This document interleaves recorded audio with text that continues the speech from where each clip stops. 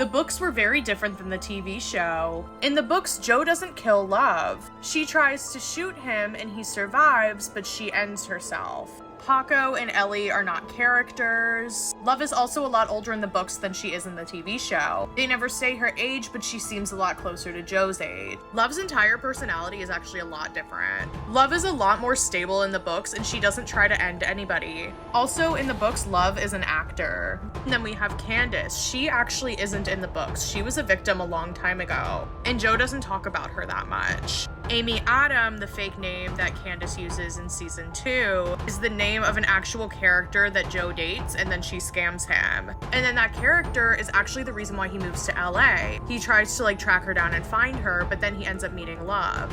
Delilah is obsessed with Jo and really wants to date him. The third book is completely different. There's no Henry, there's no Love. Marianne is in it, but she has a different name, and she's married and her kid is a teenager. Jo is a lot worse in the books, and he writes about Beck's passing in very graphic detail, and it takes 2 chapters. Beck is also bipolar. That's just not discussed in the TV show at all. Beck's friend Peach is not suspicious of Jo. She doesn't know anything about him, but he drowns her. Jo tries to end 40, and remember, 40 is Love's brother, and he does this because he's taking Love's attention away. But 40 actually ends up surviving and ends up blackmailing Jo to write for him. They call Henry 40 in the books, after Love's brother, and then after Love ends herself, they give 40/Henry to her family. Jo finds out that Love is pregnant, and because of this, he proposes, and then he goes to prison for Beck's murder. And then Love's family helps him get out, but then is also don't be a part of Love's life. So he ends up moving away to this island, and he falls in love with a librarian. And this librarian was married, so once he falls in love with her,